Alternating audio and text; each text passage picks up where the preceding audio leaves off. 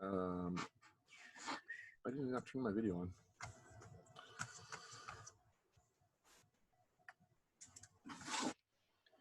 Good afternoon. My name's Eddie McBride. I'm the president and CEO of the Lubbock Chamber of Commerce. Thank you for joining us today for this pretty important presentation by Councilman Steve Massengale, who is the chair of our Lubbock Economic Recovery Task Force.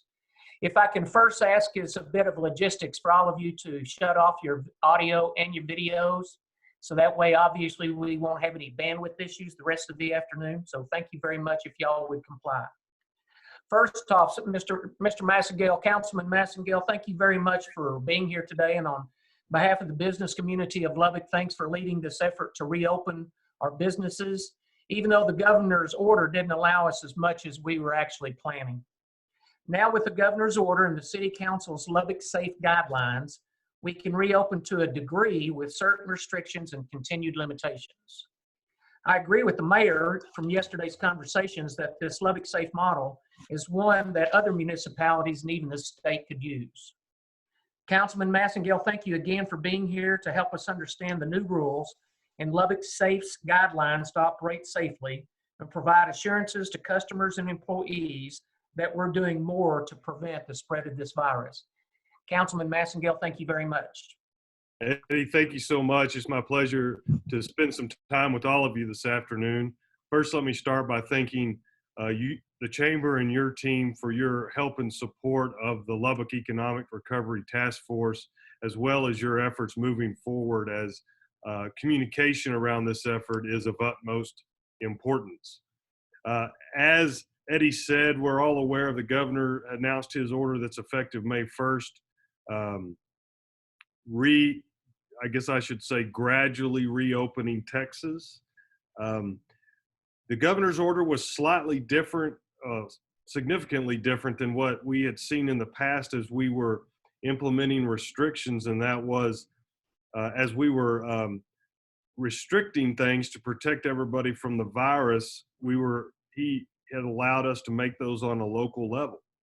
But as he's issued his order to reopen, he's taken some of that ability away from us. And so we cannot be more restrictive than the governor's order, but we still feel like we know what's best for our community.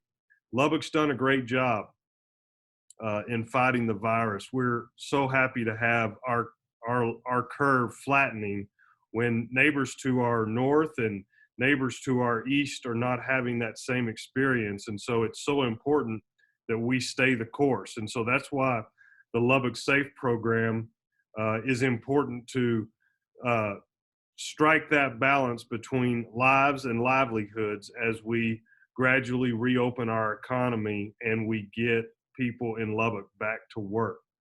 So with that, I'd like to go over some highlights of the Lubbock Safe program and then turn it back to Eddie for any questions. So there will be a document that's accessible now on the city website, and soon there will be a link for self-compliance. And once you move through the self-compliance piece that applies to your industry, then you'll have someone from the city bring you the decal that communicates to your staff and your customers that you are protecting both of them in the best way possible in your business. So we'll get started here. So there's some general conditions on Lubbock Safe, and that it falls under the general health and safety guidelines. Those are going to fall under all going to be things that you're going to be familiar with and not surprise you. So I want to move through those first. Hand sanitizer in appropriate places. Face coverings are strongly recommended for all employees and all customers. It's very important that as we move through this process that we protect that vulnerable population, those citizens in our community that are vulnerable, those that are over 65.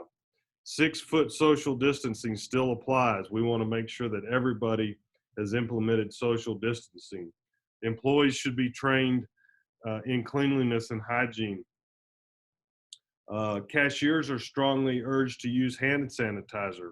One piece of advice that we got from our Medical and Science Committee that's part of the Lubbock Economic Recovery Task Force is that frequent use of hand sanitizer is much safer than wearing rubber gloves. So frequent use of hand sanitizer and always washing your hands is effective. We're suggesting a barrier between cashiers and customers, some type of clear plexiglass barrier. This could also be done if you didn't have a clear plexiglass barrier, just create a barrier of 6 feet between the customer and the checker. We're recommending that you take your employees' temperature every day. If you don't have access to thermometers or you're waiting for thermometers to come in, there'll be a health survey available to use in lieu of the thermometers. Touchless payment options when available. We're lucky that technology affords us that today, and I think that will become more prevalent as we continue to deal with COVID-19. Frequent used areas and touch points should be cleaned, counters, door handles, adequate signage in the business that allows good communication to staff and employees. So those are our general conditions.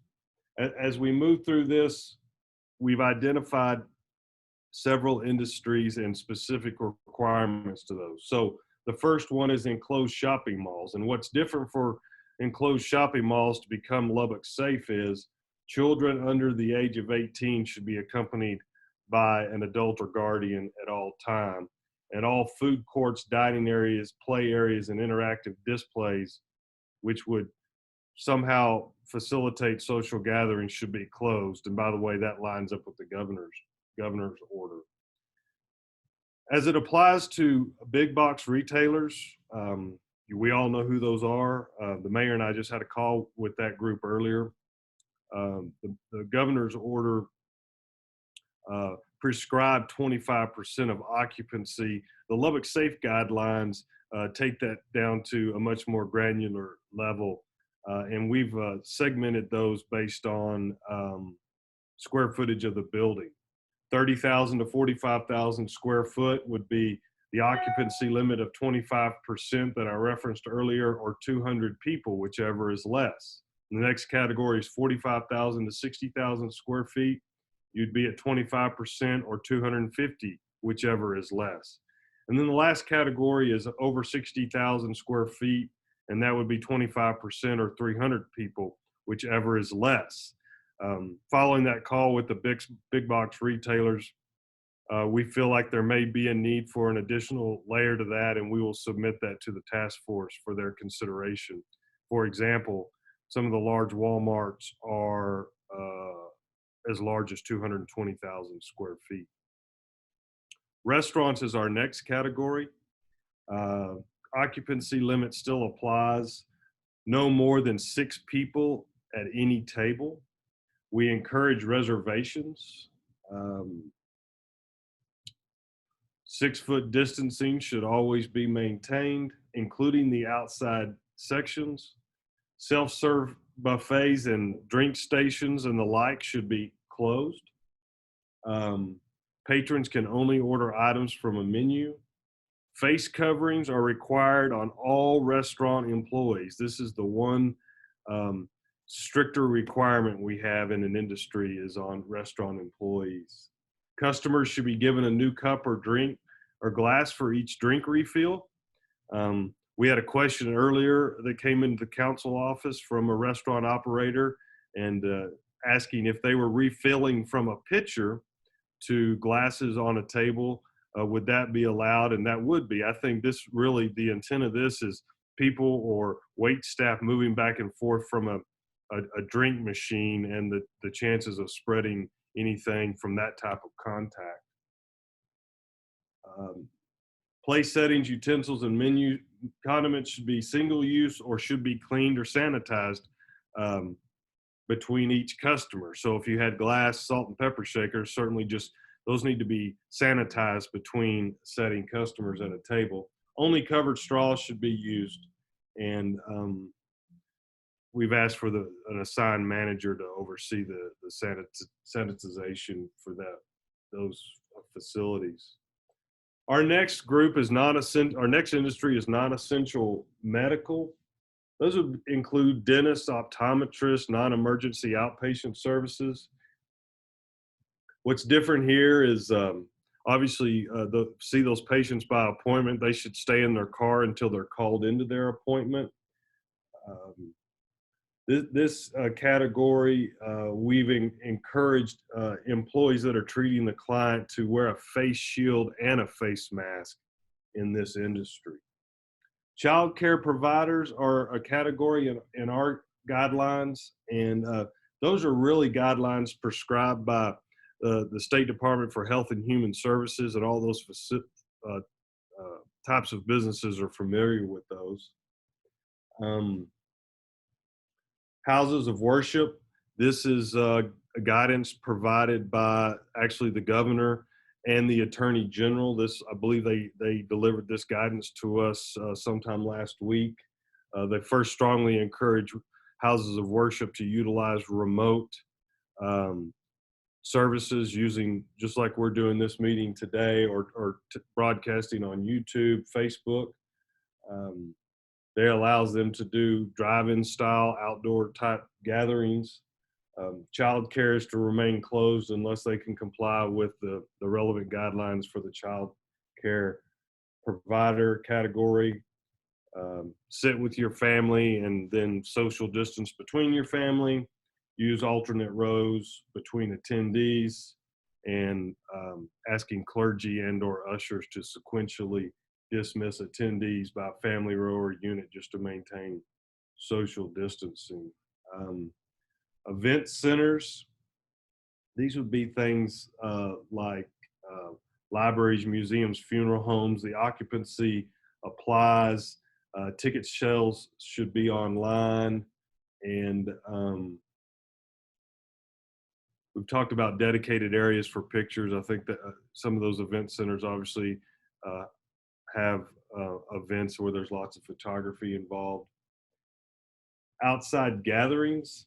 This is a little more complex because there's as allowed by the Governor's Order 18, which is this most recent order or subsequent order, businesses or facilities that host or provide outside gatherings such as graduations, concerts, weddings, worship, political gatherings, or demonstrations could take place outside of a confined space.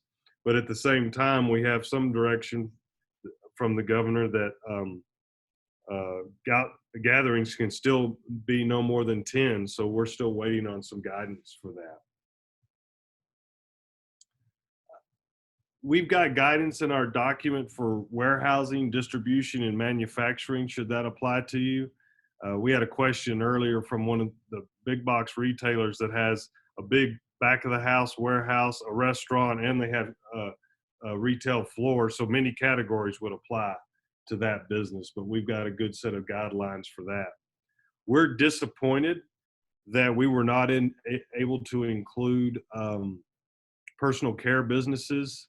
And for example, gyms. We had good guidance from representatives in our community that operate those types of businesses, but the governor's guidance did not authorize us to open those types of businesses up.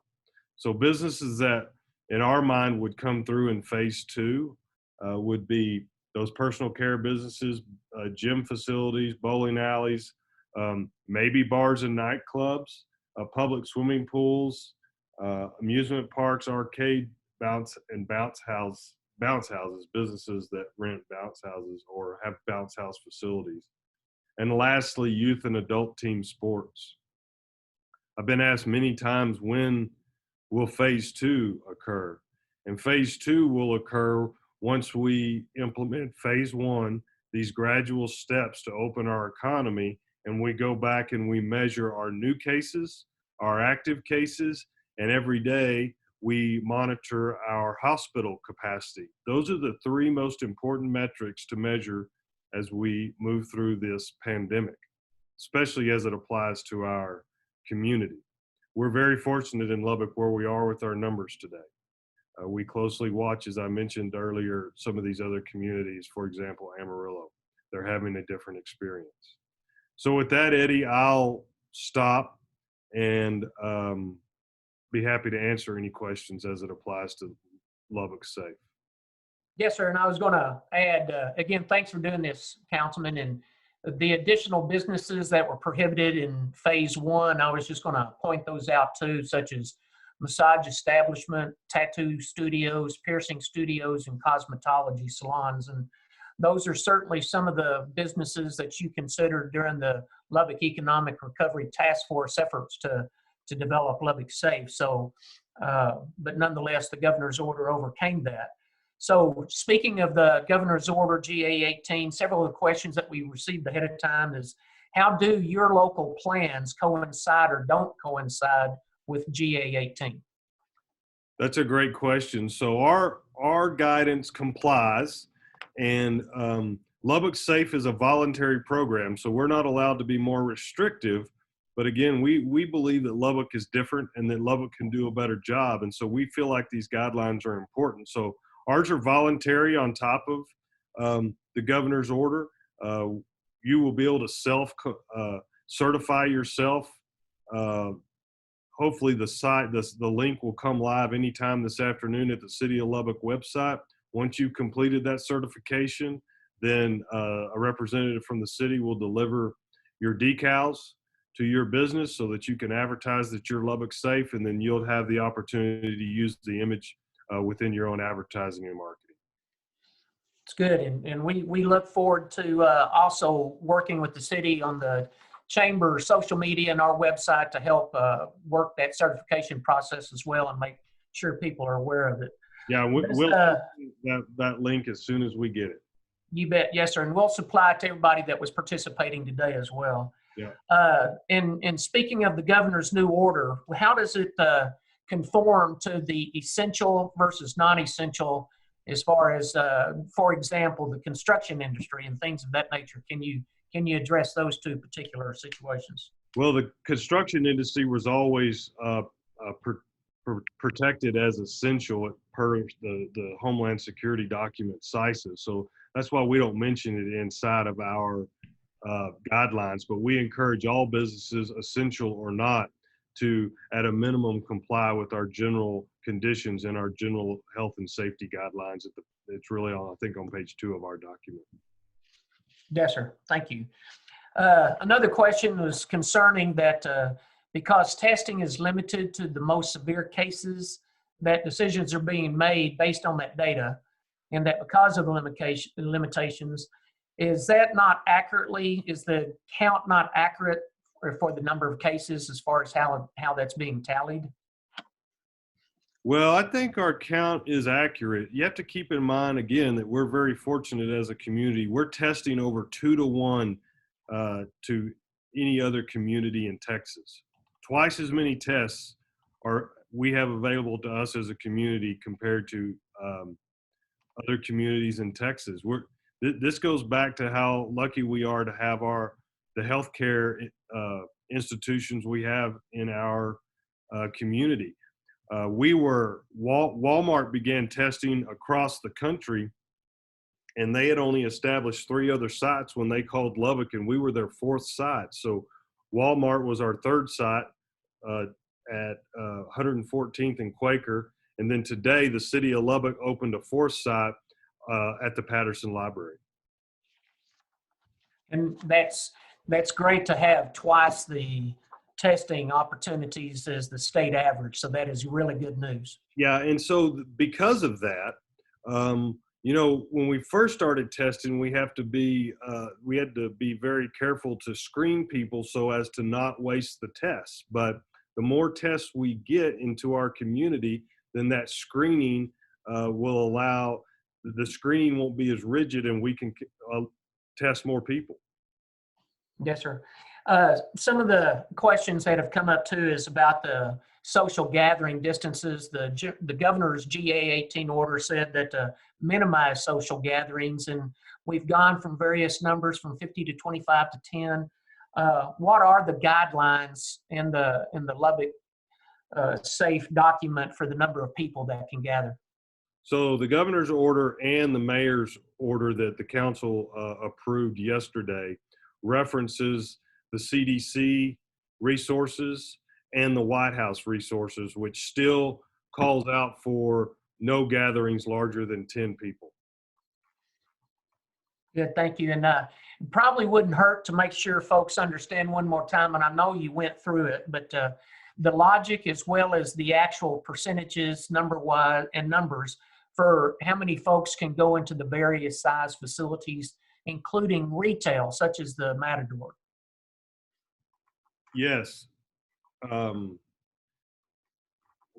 guess restate the question. Are you asking me to talk about the occupancy levels again? Yes, sir. And all the specific square footage of the facilities, big box stores, and even smaller stores. Okay, so if you're a store of 30,000 feet or less, then the 25% occupancy applies to you. When the city website launches, if you don't know your occupancy, generally restaurants and bars know their occupancy.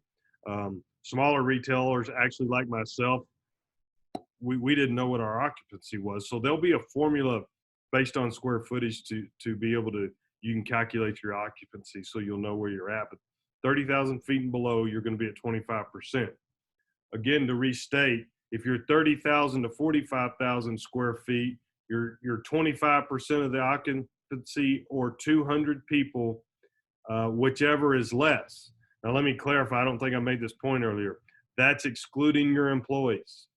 Okay, so all these occupancy levels exclude employees. We got that clarification from the governor's office, although he doesn't specify that in his order. 45,000 to 60,000 square foot facility, 25% of occupancy or 250, whichever is less. And then any facility over 60,000 square feet would be 25% of occupancy or 300 people, whichever is less. And it's very likely that the task force could layer on one more group on top of what we have here for facilities bigger than 60,000 square feet. Yeah, I think that's pretty clear. Now, there's some other questions about, does that same percentages go for houses of worship? That's a good one, Eddie. I would assume so. I'm going back to see if I haven't got that question yet, but I would assume that the 25%. And I was looking through the notes, and I don't think we've covered it. Yeah, I'd have to, I guess I'd want to go back and read the Attorney General's guidance on that, because they may only be required to do 6-foot distancing. I don't see it in our details, so that's a good question. And it wasn't in the governor's order either, so that is a good question as far as if there is any, it might be treated as whatever the guidance is, like for movie theaters and things of that nature. It's likely. We'll get clarification on that. Yes, sir. And I wanted to make sure too, wedding venues are included under event centers, so that's how they would be calculated in that same type of event center opportunity.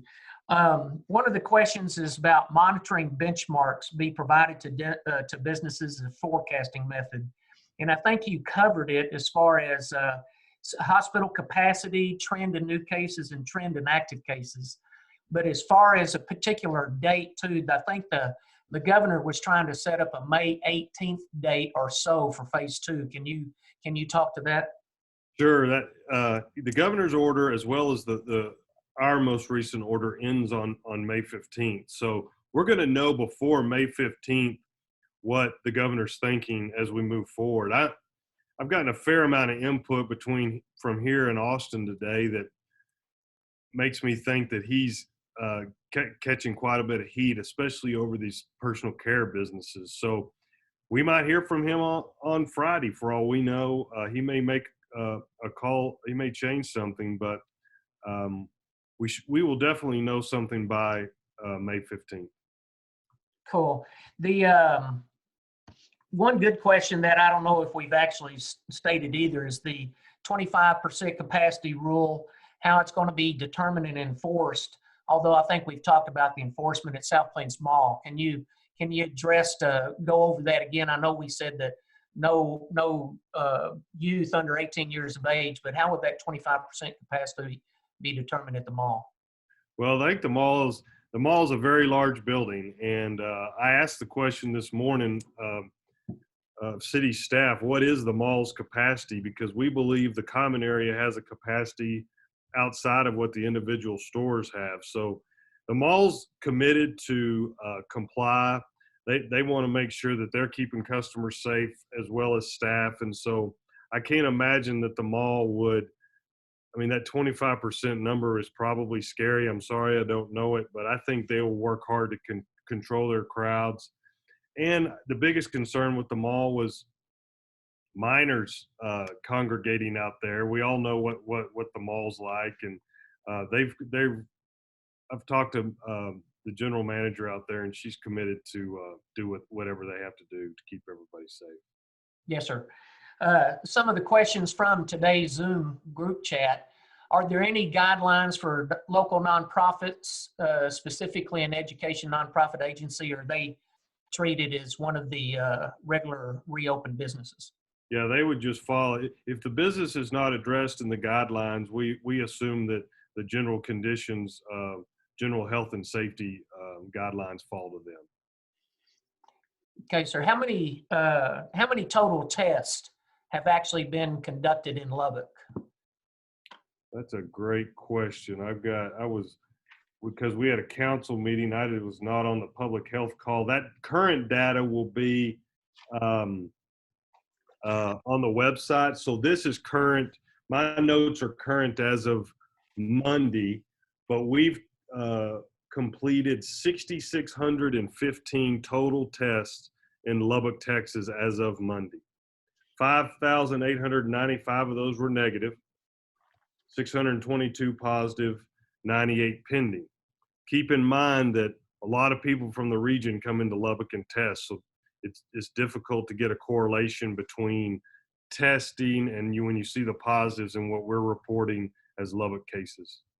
Yes, sir. And I think one of the other stats that they put out, and until the Patterson testing center opens up, there was 270 tests per day. So that's a good amount of testing. So that's probably our average. That's probably true. Where can we find the formula to calculate occupancy for facilities under 30,000 square feet? It'll be on the city website when it goes live at that link at mylubbock.us/Lubbock Safe. Thank you. If in the document, event centers are listed as if allowed by the executive order, is this something the governor's office will let us know? Yeah, we're waiting on clarification on that one. And just to let everybody know that if you look in the chat group, there is all the web links and everything that have been made available for some of the questions that have been asked about those and some additional ones as well. Is there let's see, any timeline for senior care facilities or essential family members being able to visit using PPE? Not at this time. I hope that maybe as we contain some of the situations that are around some of these long-term care facilities that we can look at that. But as you know, those are high-risk areas right now, and I know it's tough on some of those families, but we're watching them very closely. Yes, sir. And we want to make sure we clarify something as well. The guidelines on youth under 18 was only for the mall. That's correct. Not intended anywhere else. Yeah, I guess our industry category is enclosed shopping malls, but that's really the only one we've got. So you're correct. That's not. There's no guidelines for any other facility other than that. And I think unless there's some other questions, I want to make sure we're all clear, and I know you've stated it, but let's be real clear on exactly what the mayor can do as far as compared to the governor's orders as making it more restrictive or less restrictive. Can you clarify that one more time, please, sir? Well, we're the mayor's restricted as far as it goes. You know, there's not a whole lot of wiggle room there. And when we were expecting that he would kick it down to the local level so that we could make our own decisions, we didn't get that opportunity. So right now there's just not a whole lot of wiggle room if that's what you're asking for. And that's why we converted our program. We pivoted and converted our program to voluntary. And I can tell you today, my phone is ringing constantly. People want to comply. I've talked to restaurant owners. I've talked to business owners. People want to be Lubbock safe. They want to stay the course, because remember what the goal is here. The goal is to get back to the best piece of normal life that we can get to, and that the realistic timeline is probably in the fall. We want our kids back in schools. We want our businesses open. We want to be playing football. And if we trip up on this, that's going to impede where we're going to be in the fall. So that's the goal. That's to keep our eye on the ball. Let's keep each other safe, and let's encourage all of our fellow business owners to self-certify and be a part of the Lubbock Safe program. I feel confident that the state's looking at Lubbock right now. Our restrictions were probably tougher than a lot of communities early on, and we as a council and the mayor caught heat for that. But right now, we're in a good place with our numbers, and we've got to work hard to keep them there. And the research tells us that as we gradually open, that we're increasing our likelihood to increase the number of cases, and that's not what we want. So that's why we're trying to do everything we can to strike that balance between lives and livelihoods and get people back to work and start the churn back up in our economy. And we appreciate what Lubbock Safe is trying to do too with certified businesses that are following the guidelines, because I think as we show the more and more businesses that are willing to sign up and be certified, that shows a lot outside our community too about how many businesses in Lubbock actually care about getting past this situation. So we applaud and appreciate what the city has done, and the chamber certainly supports the Lubbock Safe process, and we're going to help promote it, as I said earlier, and anything else. Well, Councilman, there's one other question. There are reports that health department is calling restaurants, informing them that they will be inspected prior to opening on Friday. Is there any merit to that report? And if so, we're going to have to spread the word on that. Sure. No, I was given the heads up on that earlier today. I just really got the answer to that. First of all, public health doesn't inspect restaurants. Environmental health does, but that must be a rumor, because that's not what's going on. So those restaurants need to review our guidelines, self-certify themselves, and get open for business if they determine that they can do that safely for their employees and their customers. Yes, sir. And I know that the city manager, Mr. Atkinson, is going to, for the certification program, provide some assistance by having some additional people go out and work with the businesses that have self-certified and ensure that they're maintaining their standards to ensure that that process continues to go well. So I think all in all, the certification program is going to be great if we can process that. Another question, what is the appropriate protocol if we enter medical establishment for non-emergency procedures, if we see masks are not being worn by staff?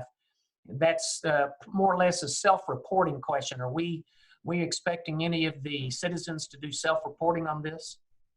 I'm sure we've had lots of self-reporting. You know, the good thing is most of our businesses, especially medical, have been compliant, but I'm hoping that there's a peer pressure element in this as we communicate it and as we set the example. I think, the chamber is going to do a great job in setting the example.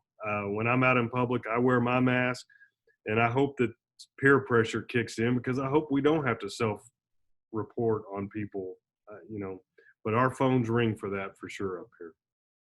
Yes, sir. And one of the things that we want to continue doing, we had a real good crowd turn out today for this particular webinar, and we'll continue to feel the pulse of our business members to see if more information is made available. I'm sure you'll make yourself available if necessary, if we need to do a follow-up webinar about how the certifications are going, or invite the city manager to come as well to give us an idea on what they're seeing out there. I'm sure that y'all wouldn't mind doing that again. Yeah, we're fully accessible. My number is 775-2008, And if you have questions for me directly, my email address is smassengale, that's SMASSENGALE @mylubbock.us. Thank you, sir. And one of the folks I want everybody to know on today's webinar, if there's, as we get ready to reopen and as we begin reopening, if anybody needs PPE, we've done a great job of consolidating and collecting a lot of providers that are on our website at inthistogetherlbk.com under the business reopening resources. So we've already heard very good news about people already finding PPE locally thanks to contacts that we provided on that website. So that's again, inthistogetherlbk.com, and it's under our business reopening resources. That's great, Eddie. I saw that. That's great. Thank you. And we're also going to have on that same website, a lot of folks who have been laid off and might be having trouble getting new jobs. We're going to be trying to tie together job seekers and job providers. So that's going to be on that same website as well. It's going to be a pretty important tool. And speaking of webinars, next week we have one, Chris Berry is helping us from River Smith's put on a webinar for safely reopening restaurants on Wednesday, May 6th at 3:30. So we'll have all of this on our website. We'll put this out on our information, but we'll do other businesses, other industries that might need some assistance in that respect as well. So if anybody else that's on the webinar today wants to have a webinar to get to specifically folks in their own industries and their own arenas, we'll be glad to do that as well. So, Councilman, again, thank you very much for being here. We don't have any other specific questions that I'm aware of that didn't get asked today, but I want to thank everybody who participated today and thank them for their questions, and thank you for the time, and thanks for your leadership and efforts over these last couple of weeks. Y'all tell everybody as you close out on how much effort went into coming up with these guidelines. Would you please, sir? Well, thanks, Eddie. And as I close, I just want to thank the Chamber and you and your staff for your leadership during this time of crisis. You've been a great resource, I know, to many businesses, as well as the council and the LERT team as we've designed what our guidelines can be. So the mayor appointed LERT. Let's see, our first meeting was April 20th. Which was, what is today? The 29. 9 days ago. I calculated the meetings.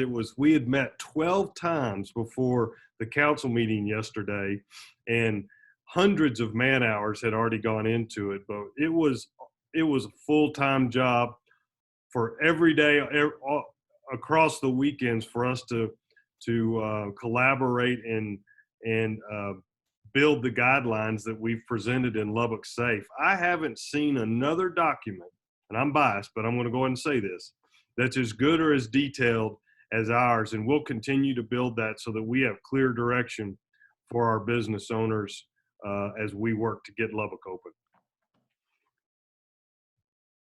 Councilman, thanks again. Appreciate both what the city is doing to help our business community reopen, and the Chamber looks forward to partnering with the city and all of our businesses to make sure that we have as much information and resources available to help. So thank you very much. And I hope everybody who's participated today has enjoyed all the information you've provided as much as I have. And now let's everybody get back to work. Thanks, Eddie. Have a great afternoon. Thank you, sir. Bye.